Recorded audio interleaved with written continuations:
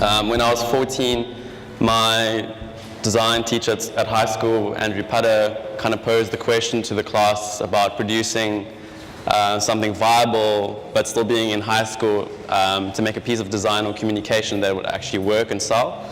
And what he wanted to kind of distill was that no matter what age you are, you can use your creative skills to make money or to form some sort of business. So myself and a sound designer and a 3D designer made this little magazine called I Eat Soup. We didn't really know what we were doing, but it was a little magazine, digital magazine that you would put on your computer. And what it was a platform for young designers from the ages of, from high school. So we were working with about 12 to 18, and we were kind of portraying everyone's work. And we didn't really know what would happen, but we produced this magazine, spending time in your bedroom burning little mini discs. And we managed to get this magazine in Bread and Butter, which was a store in Cavendish, and there was a store in Rosebank in Johannesburg. And we ended up selling about 200 copies, and it was quite successful that we went to volume 3, which was quite fun for high school students, and we were making money. And it kind of validated for me that I really was interested in design and that I could make some sort of career out of this. I studied at Vega, and then after that I did my internship, and I got hired by a design studio called The President, which was at the time run by Piet Pennar, who's one of my design heroes. And I learned so much there about different print kind of techniques, illustration, like a lot of things to consider, like paper, inks, and that sort of thing. And this kind of really built a foundation for me going forward into freelance. Like for instance, this was an example that we did for a client that wanted like a brochure, so we decided that we'd rather do a glitter silkscreen die cuts theme soccer kind of brochure, which was really fun. After that, I decided to go into freelance, and I moved into a studio in the Woodstock Exchange, which I now share with 6 other designers, and Jill being one of them initially, and then she left us, unfortunately. But this is the studio that we currently work out of. So we're all independent designers, but we all share the space, so that makes it easier for us to split the rent and that sort of thing, because it would be too expensive for one person to kind of maintain this. So we decided to move into this space, and we all have our own desks. We all meet our own individual clients there.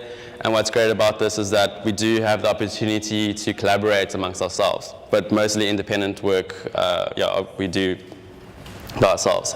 So this is my desk, the really messy one. I have just like tons of stuff all over my desk, but it kind of seems messy, but they all, I promise, have some sort of function. So most of them are a bit of samples of paper or prints that I'm currently working on. But I also kind of like to immerse myself with creative stuff that I enjoy looking at or that I've collected over the years. So this is just kind of more shots of the space that we share, and we kind of, the work that we collect, some of us of our own, and then some is that we really enjoy. And then just kind of talking how this all can relate back to starting your own business or maintaining the business that you're in. When I first started out, I didn't really know what I was doing. I kind of went into freelance and made a PDF out of all my work, and I sent it to about 1,000 agencies that I could imagine, and kind of bombarding them, saying that like I'm a freelancer, I could, I'll work, I'll do whatever you want, I'll work for free initially, because that's the kind of mentality that you have when you go into freelance. But I don't necessarily agree with that now, but in hindsight, it was good just to kind of get my name out there and kind of work on projects that I thought would add value to my portfolio. So sometimes you don't need to build your brand by yourself. You can do it through projects, because I truly believe that whatever good work you do always comes back to yourself, and it's a representation of yourself. So I don't even have a logo myself, and I'm a graphic designer. I don't have a business card, but I use the, which is a terrible thing, because a lot of people ask me for my business card, and I don't have one.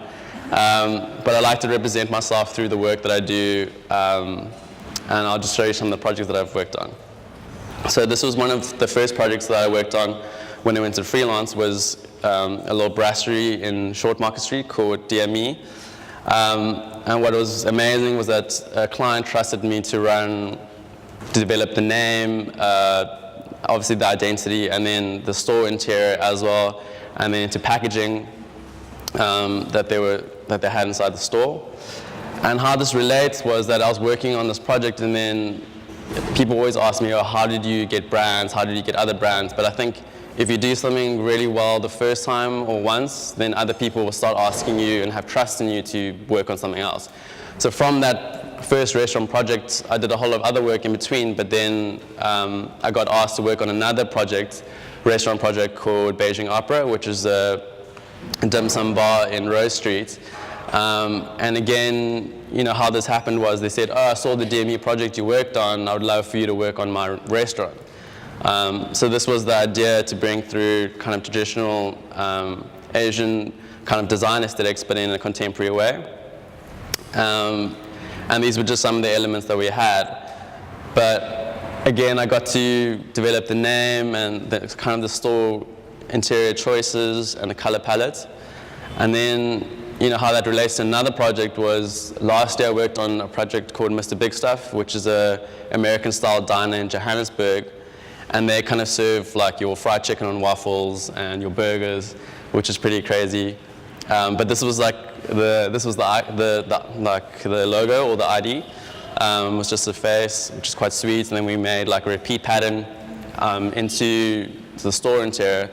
But as you can see, there's like a key following of kind of work that you do. So, I've done quite a few restaurant businesses, but I think in any business that you're in, you also need to curate yourself. So, there will be a time where I feel like I don't want to do any more kind of restaurant interiors or at a stage, so I might take some of that stuff off my website.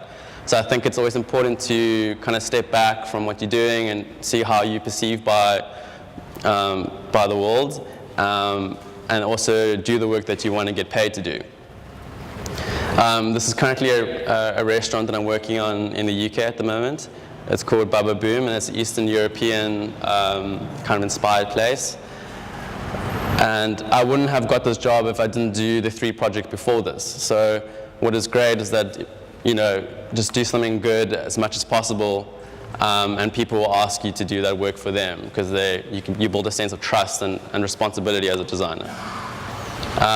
Whereas I do other work, not just restaurant kind of branding, but this is a film production brand in Cape Town called Figment. And with this project, we wanted to use a chroma key green, which is the green that they use for 3D kind of composition when, the actors stand behind a green screen and then they're kind of faked into like 3D modeling. So the idea is that the F is upside down, but you still see the F on the other side in the negative space. So it kind of builds a sense of kind of illusion. So this is also some of the other branding stuff that I've done. But just out of the bigger picture, people saw this, and I'm currently working on 2 other identities because of this project. So I always feel like it's good to really do 100% in every project and really try to push yourself and build like a really good brand for yourself through other brands or projects that you work on. Because I think word of mouth is probably one of the strongest forms of advertising in some ways for an independent designer. This is just going through the slide. And then sometimes I got asked, I think it was last year or the year before, to do just 4 icons for Monash University for their rebrand. And I was kind of taken back by this because I didn't think that I would be asked to work on kind of such a big kind of institutional project. Although I didn't do the typographic setting, they just asked me to do the 4 icons within their logo lockup. But what they do is they reference the project that I had worked on before, where I made 4 icons, like kind of an icon pack. And it was just kind of nice to see as an independent designer that when people ask you to do work, they're referencing your own work and not asking you to copy someone else's, which is always nice. And I think that's important. Whatever business you do, try and have your own approach to it. Don't just, the internet is so easy nowadays to see what other people are doing that you can easily copy, or you're looking at something so resolved. But I think it's good to try to work it out in your own style, or your own approach, the way you would look at something. And then I was very fortunate enough early on in my kind of independent design career to do some stuff for Nike. And what I try and incorporate in some of my work is to represent Africa or also Africa as a kind of a design aesthetic sometimes, because I think it is important to represent or believe or celebrate where you're from. Even though I'm second generation South African, I still feel like it's important to celebrate that kind of style in your work. So this was a campaign for African Cup of Nations where we developed a campaign called Future King of Africa, and these were just some of the illustration work. And going through this, at the time I was still developing a style with line work and playing around with how things should look or treat a line, but try and be consistent with it. And then from this project with Nike, I was fortunate enough to do their new Santon store last year in Johannesburg, where it's a running based store. And then that illustration was a wall mural on the back, which you can't really see so well in that photograph, but this is kind of a close-up.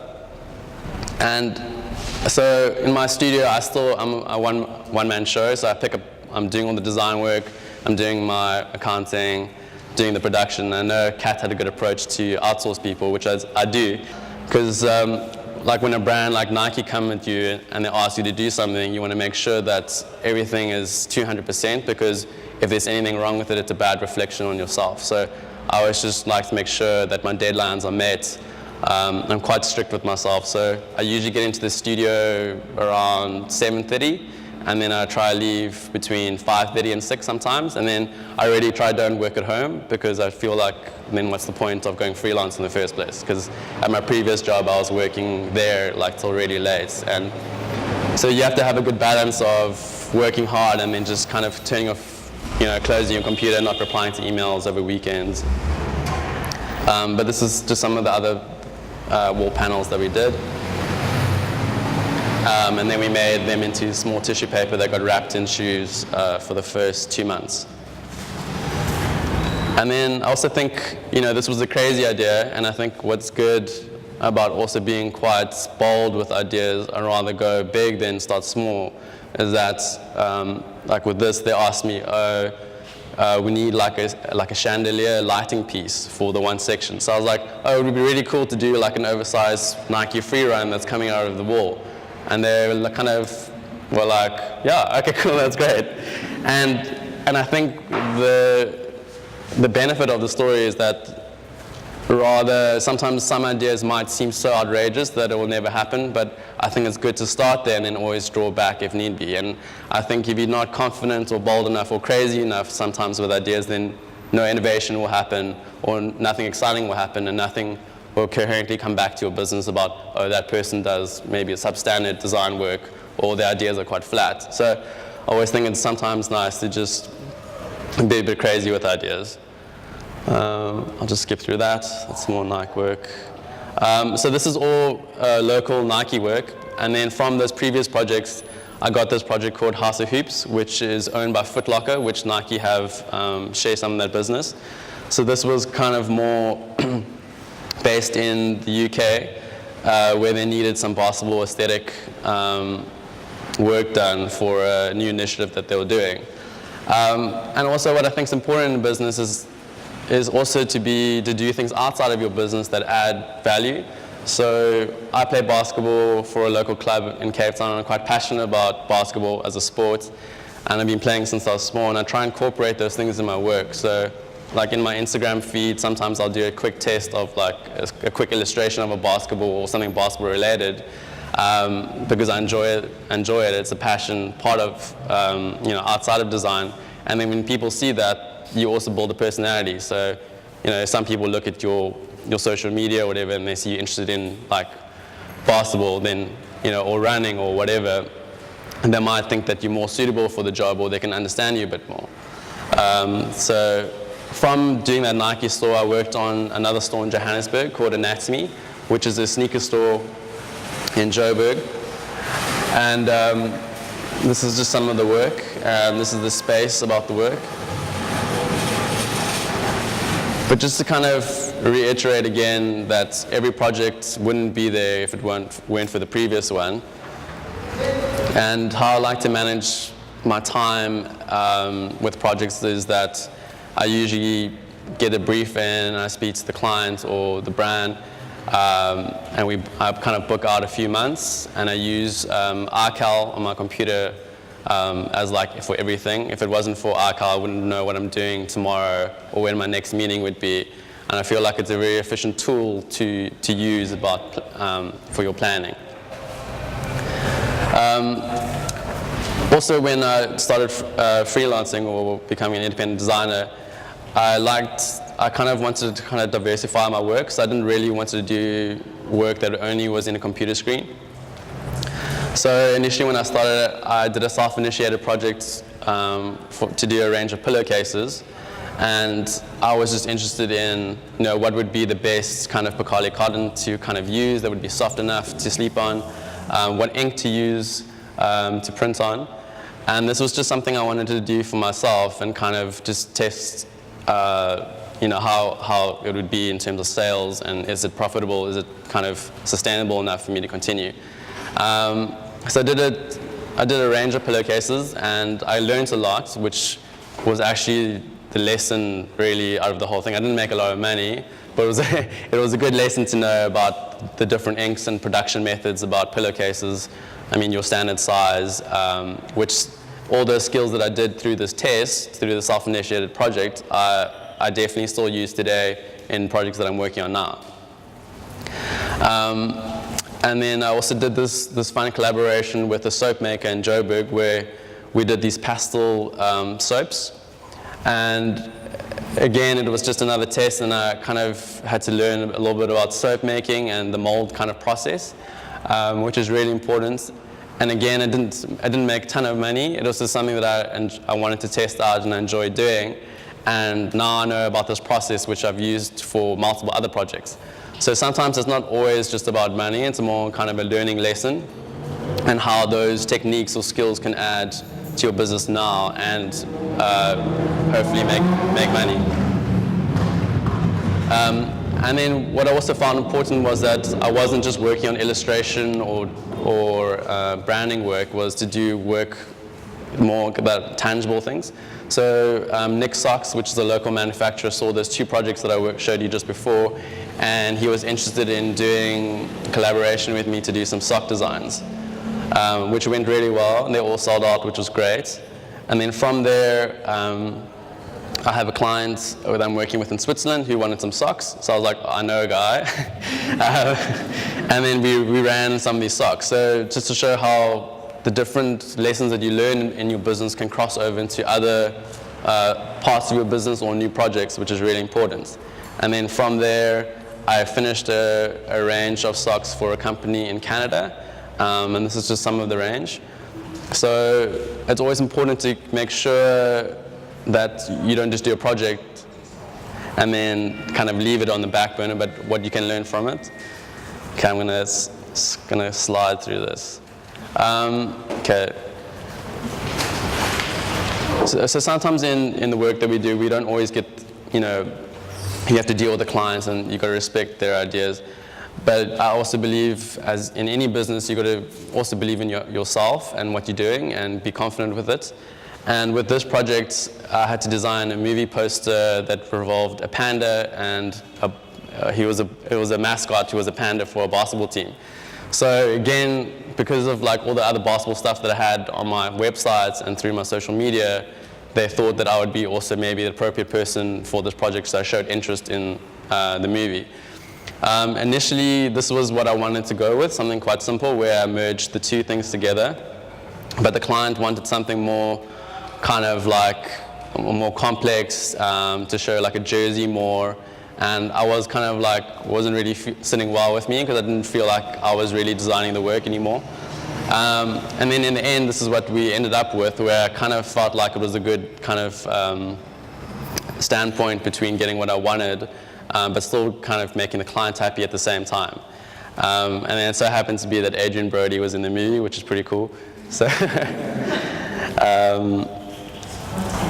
and then just gonna go through this quickly.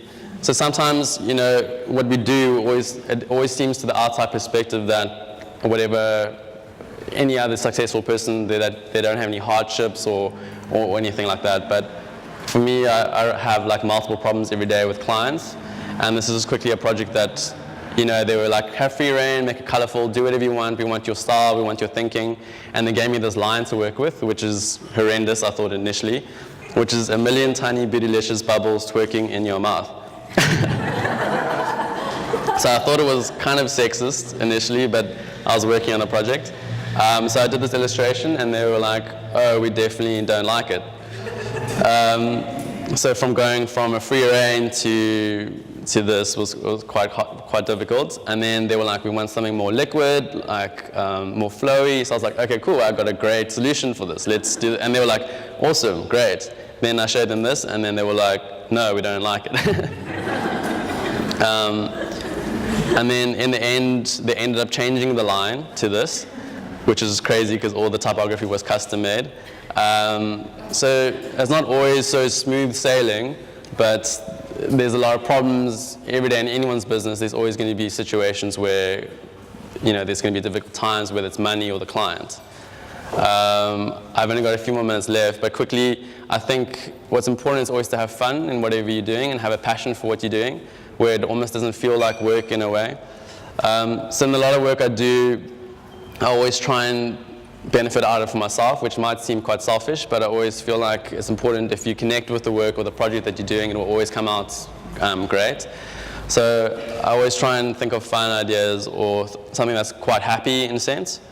And this is just something that I try and distill in the work or my approach to most projects. And I wouldn't say that I have a design aesthetic. I think it's more approach to projects that I have. And then just from a business side perspective, like I was explaining earlier about social media, like this is just a screen grab of my feed from like the last day, but as you can see, I'm still doing more basketball treatments, and that's not necessarily for a client. That was just a test for myself, and then I would upload it, and people kind of view that as part of your website or part of your extension of your business too. So it's important to consider what social platforms you're using, and curate it in a way and see what kind of content you're putting out there. And then just lastly, I think it's good to, again, to celebrate where we're from and tell a story, like Kat said, which is very evident in her work. So this was just something I did with a local manufacturer where we kind of looked at NWA patterns, and then we put like a contemporary spin on it, and it also represents a basketball court because everything I do is basketball related, it seems. And then this is like a take on like a shwe pattern in a contemporary way for another local clothing company. Yeah, I'm gonna quickly end off there. Thank you.